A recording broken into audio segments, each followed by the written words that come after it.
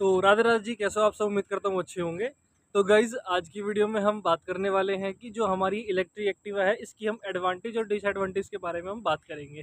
इसके अंदर क्या क्या हमारी खूबियाँ हैं, क्या क्या हम इसके अंदर खामियाँ हैं, तो उसके बारे में हम आपको डिटेल वीडियो आज बताएंगे। काफ़ी दिन से मेरा मन कर रहा था कि आपको एक इलेक्ट्रिक एक्टिवा के बारे में थोड़ा सा उसका रिव्यू दूँ। रिव्यू इन द सेंस कि आपको इसके बारे में डिटेल पता लगना चाहिए। अगर आप नॉर्मल लोकल पर्पज़ के लिए कोई इलेक्ट्रिक एक्टिवा परचेज करना चाहते हैं, तो उसके लिए आपको एक नॉलेजेबल वीडियो मैं बनाने की कोशिश करूँगा। तो चलिए वीडियो को स्टार्ट करते हैं, ठीक है। तो गाइज़, बात करते हैं इस मॉडल की। तो ये 2022 का ये मॉडल है। तो ये याकुज़ा ब्रांड की रूबिया नाम की एक इलेक्ट्रिक एक्टिवा है, जो कि इसके अंदर दो वेरिएंट आते हैं। दो वेरिएंट इन द सेंस कि एक तो है इसके अंदर 4 बैटरी का, एक आता है इसके अंदर 5 बैटरी का। जो मेरे वाला वेरिएंट है, ये 5 बैटरी के अंदर आता है, देखने को मिलेगा इसके अंदर। और जो इसकी मोटर होगी 48 वोल्ट की मोटर होती है। और जो इसकी आपकी जो बैटरी रहती है, वो बैटरी होती है 12 वोल्ट की। यानी कि 12 इंटू 5 यानी कि 60 वोल्ट की टोटल इसकी बैटरी होती है टोटल। और इसके अंदर एक बैटरी इंक्रीज करने से इसके किलोमीटर्स पे भी इफेक्ट पड़ता है। लाइक 44 बैटरीज वाली कम चलती है और 5 बैटरीज वाली ज़्यादा चलती है। अब इसके अंदर कलर ऑप्शन की बात करें तो कलर ऑप्शन भी काफ़ी अवेलेबल आपको देखने को मिल जाएंगे। तो आज की वीडियो में हम आपको ये बताएंगे कि इसके अंदर एडवांटेजेस क्या है। जैसे कि इसको मैं 2 साल से ऑन कर रहा हूँ और चला रहा हूँ कंटिन्यूसली। तो इसके अंदर मेरे सामने इसको क्या क्या प्रॉब्लम फेस आई है। तो फर्स्ट ऑफ ऑल सबसे पहले बात कर लेते हैं। एक तो इसकी जो बॉडी है, अगर आप नई इसको ब्रांड परचेस करके लेके आएंगे तो आपकी बॉडी इतनी अच्छी भी नहीं कह सकते, इतनी डल भी नहीं कह सकते। स्टार्टिंग के टाइम पे तो बढ़िया चलेगी ये। जैसे कुछ साल, 1 साल 2 साल निकलने के बाद में इसकी जो प्लास्टिक है ना, वो हल्की हल्की क्रैकिंग होने लग जाएगी। बिकॉज अभी मैं आपको उसके मैं सिनेमैटिक्स में दिखाऊंगा आप कहाँ कहाँ से क्रैकिंग होती है। जस्ट एग्जाम्पल में, यहाँ से क्रैकिंग होना, इधर से क्रैकिंग होना, और जो इसके अंदर की डिग्गी है वहाँ से भी पूरी क्रैक होके बिल्कुल वहाँ से ब्रेक होने लग जाती है। अप्रोक्स इसको मेरे पास से भी 2 साल हो गया, और जहाँ से मैंने ली थी उस बंदे के पास आप लगा सकते हो 1 साल उसके पास हुआ होगा, इससे ज़्यादा उसका हुआ नहीं है। दूसरा, अब इसके अंदर बात करते हैं सबसे बड़ा इसका एक फॉल्ट। क्या फॉल्ट बताऊँगा मैं। सबसे बड़ा इसको हम, जैसे हम अपनी हमारी नॉर्मल जो पेट्रोल व्हीकल होते हैं, डीजल व्हीकल होते हैं, उसको हम आसानी से कहीं भी हम पानी वगैरह में, कीचड़ वगैरह में आराम से ले जाते हैं। इसको अगर आप पानी में लेके जाओगे तो मोटर आपकी ख़राब हो सकती है। वो मेरे साथ हो चुका है।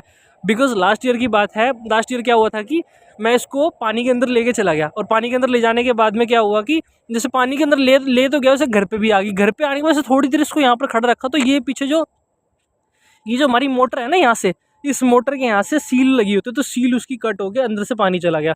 पानी जाने के बाद क्या होता है कि इसके अंदर आवाज़ आती है। जैसे अगर हम सपोज करो आपने साइकिल चलाई होगी, साइकिल में कई बार क्या करते हैं, हम ब्रेक लगाते हैं तो कड़ कड़ कड़ कड़ कड़ कड़ की आवाज़ आती है ना, वो वाली सेम सिचुएशन इसमें आवाज़ आने की। स्पीड थोड़ा ना, स्पीड की जो स्पीड इसकी ग्रैब नहीं करती थी, ये कितनी ही एक्सीलेट कर दो, टोटल इसकी स्पीड ऐसी रहती थी। अप्रोक्स से तो 40 चलती है, अप्रोक्स से चलती थी 20 भी हद मार के चलती थी, और बहुत तेज़ आवाज़ करती थी। तो जैसे ही फिर मैंने इसके जब दिखाया, तो सबसे मेरे को बड़ी प्रॉब्लम क्या लगी, तो उसका सेंसर उड़ गया था। सेंसर के अलावा सबसे मोटा पार्ट क्या होता है कि इसके अंदर हमारी, जैसे हमारे पंखा होता है ना, सीलिंग फैन की तरह एक मोटर होती है। अगर उस मोटर के अंदर आपको इसमें पानी चला जाए, अगर वो फॉल्ट हो जाए, तो ज़्यादा तो मैं कहता नहीं, अगर आप कंपनी से लेने जाओगे तो अप्रोक्स 8 से 10 हज़ार रुपये की इसकी मोटर पड़ेगी आपको इसकी। और अगर किसी सेकंड हैंड से वो बात करते हो, तो वो फिर आपको चेक करनी पड़ेगी, उसकी रिलायबिलिटी कैसी है, उसकी कंडीशन कैसी है। दूसरा, सबसे बड़ी प्रॉब्लम इसके अंदर क्या आई कि जिसे जहाँ से मैंने ये ली थी, उसने क्या कर रखा था, तो जैसा कि मैं बता रहा था, इसका जो एक्सल था वो वहाँ से, जहाँ पर एक्सल होता है उसकी मोटर, वो वेल्ड हुई थी। तो वेल्ड होने से जैसे इसके पानी के अंदर मैं लेके गया, उससे क्या प्रॉब्लम क्रिएट होती है। एक तो इसका जो सेंसर होता है इतना, वो उसके अंदर 3 अपने वायर्स होते हैं, 3 जगह उसके जॉइंटर होते हैं। तो हर एक, जिससे 1.5 महीना चलना, वो ख़राब होना, बार बार ये प्रॉब्लम क्रिएट होने लगी पानी में ले जाने के बाद से। उसके बाद क्या होता है, ये प्रॉब्लम चलती रही। और उसके बाद क्या होता है, लास्ट एक बार आके इसके अंदर वो जहाँ से वेल्ड हुआ था ना, वो पता नहीं किसी झटके वगैरह से, या क्या नाम, कहीं डहके वगैरह में लगने से, पता नहीं क्या, भगवान जाने क्या हुआ था, वो जल से वहाँ से निकली। तो एक दिन मैं इसको हाईवे पे लेके चला था, हाईवे चलते चलते जैसे मैं जंप क्रॉस करा, उसके बाद से एक तो इसका व्हील एकदम जाम हो गया। जाम होने के बाद हमने इसको पूरा ऑन करके देखा, नहीं चला। तो जैसे ही हम इसको मैकेनिक के पास लेके गए, तो हमारे वहाँ से क्या एक्सल के पास से जो मोटर थी ना, वो बिल्कुल अलग हो गई थी, क्रैक अलग ही हो गई थी, बिल्कुल सेपरेट हो गई थी। तो भाई साहब इसकी मोटर उसके ऑन द स्पॉट उस दिन खत्म हो गई, डेड हो गई थी बिल्कुल। कोई सी भी इतनी सी भी कहते उसको चलने लायक नहीं थी। तो मैकेनिक के पास ले गए, तो मैकेनिक ने कहा अगर आप कंपनी से डलवाते हो अप्रोक्स 10 से 8,000 के राउंड होगी। तो हमने फिर किसी से कोई मैकेनिक था हमारा नोन था, उनसे जानने वाले, तो उसने हमने सेकंड हैंड उसने हमें प्रोवाइड कराई। अप्रोक्स ऐसे थी वो कि 4 से 5,000 रुपये की। तो उसने हमें पूरा व्हील समेत ये चेंज करके दी है। दूसरा, सबसे पहले इसके अंदर प्रॉब्लम क्या आई थी, मैं इसको कहीं लेके जा रहा था, जून की बात थी, अप्रोक्स मिड जून की होगी, तो जैसे दोपहर के आसपास की बात थी। तो ये वाला एरिया देख रहे हो ना, इसके इस साइड में वायरिंग थी।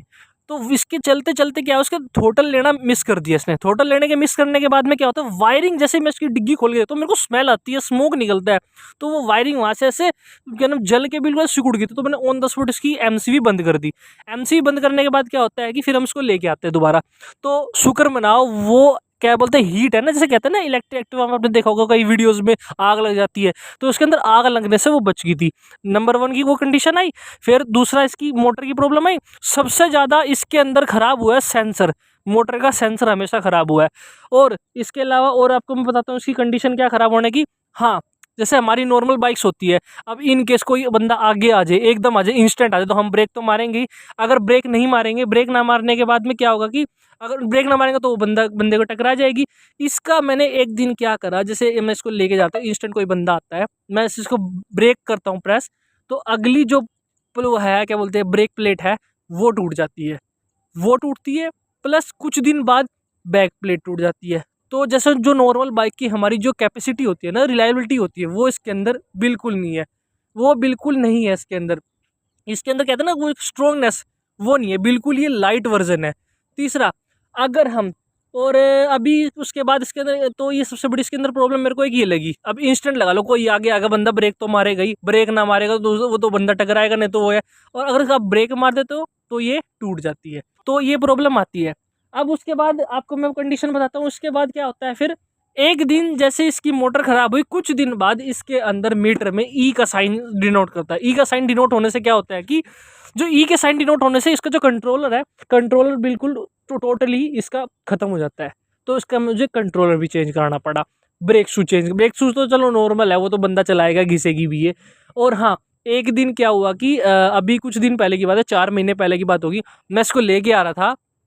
तो चलते चलते चलते चलते इसने क्या करा, आई ये खड़ी हुई, तो इसका हैंडल टेढ़ा हो गया, ऐसे टेढ़ा हो गया। फिर मैंने नीचे चेक करा, उस टाइम तो दिखा नहीं, तो यहाँ से लगा ये एक रोड इसकी ब्रेकेबल होगी। तो वो रोड अकेली मेरे को 800 रुपये की पड़ी है। अगर आप किसी नॉर्मली बाइक की करवाने जाओगे 200 से लेके 300 रुपये तक आपको रोड भी मिल जाएगी। इसकी बाइक से डबल चार्जेस है। और इसके अलावा और इसके अंदर सबसे मैं बता रहा हूँ इसकी रिलायबिलिटी कितनी है। रिलायबिलिटी आप नॉर्मल बाइक होती है ना, उससे आप कह सकते हैं कुछ है नहीं इसकी, बहुत ही। अगर बाइक की 100% है ना, ये भाई साहब 60% के रिलायबिलिटी के ऊपर आती है ये। दूसरा, इसके ऊपर पिछले साल की बात है, इसकी चलते चलते यहाँ से ये टी है ना, जिस पे जो अगला व्हील इस पे फिक्स हुआ पड़ा है, ये टी ही ब्रेक हो गई थी। ये टी मेरे को अकेली 1800 रुपये की पड़ी। तो कहने की बात है, जैसे कि लोग कहते हैं ना इलेक्ट्रिक एक्टिवा ले लो, आपका पेट्रोल बचेगा, ये बचेगा, वो बचेगा, भाई साहब कुछ नहीं है ऐसा, कहने की बातें हैं। सुपोज करो, अब मैं मानता हूँ, हाँ मैं डेली पेट्रोल पंप पे नहीं जाता, एक बार चार्जिंग करने पे 40 से 50 किलोमीटर चल जाती है। बट उसके बाद में क्या, साल चलेगी, 1.5 साल चलेगी, 2 साल चलेगी, 2.5 साल चल जाएगी लास्ट। उसके बाद में इकट्ठी आप जब ये इसकी बैटरी रिप्लेस कराओगे ना, अप्रोक्स 16 से 17,000 रुपये इसकी बैटरी पड़ती है। और इतने का भाई साहब मैंने कैलकुलेशन करा था, इतने का तो नॉर्मल बंदा तेल गिरवा लेता है। दूसरा, सबसे इसका मेंटेनेंस बहुत हाई कॉस्ट है, बहुत ज़्यादा हाई कॉस्ट है।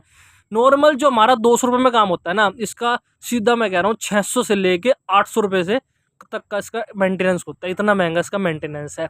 दूसरा क्या नाम, एक और मैं आपको पॉइंट बताना चाहूँगा, जो इसकी सीट है ना, ये यहाँ से बहुत ही कमज़ोर है, यहाँ से ये ब्रेक हो चुकी है एट द पॉइंट। एडवांटेज की बता देता हूँ मैं। एडवांटेज जो है इसके, एक तो इसकी अगर आप चार्जिंग करते हो तो 2.25 यूनिट के आसपास से चार्जिंग लेती है। और 1 टाइम चार्जिंग करने पर 40 से 50 किलोमीटर चलती है गर्मियों के अंदर, और सर्दियों में चलती है 30 से 35 से 40 किलोमीटर के आसपास।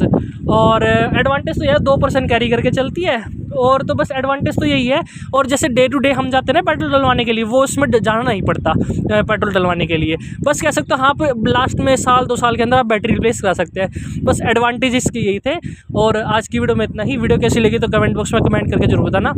वीडियो अच्छी लगी तो वीडियो को लाइक करना, और अगर आपको कोई नई इन्फॉर्मेटिव वीडियो चाहिए तो कमेंट बॉक्स में कमेंट करना। ठीक है, मिलते हैं आपसे नेक्स्ट वीडियो में, तब तक के लिए राधे राधे।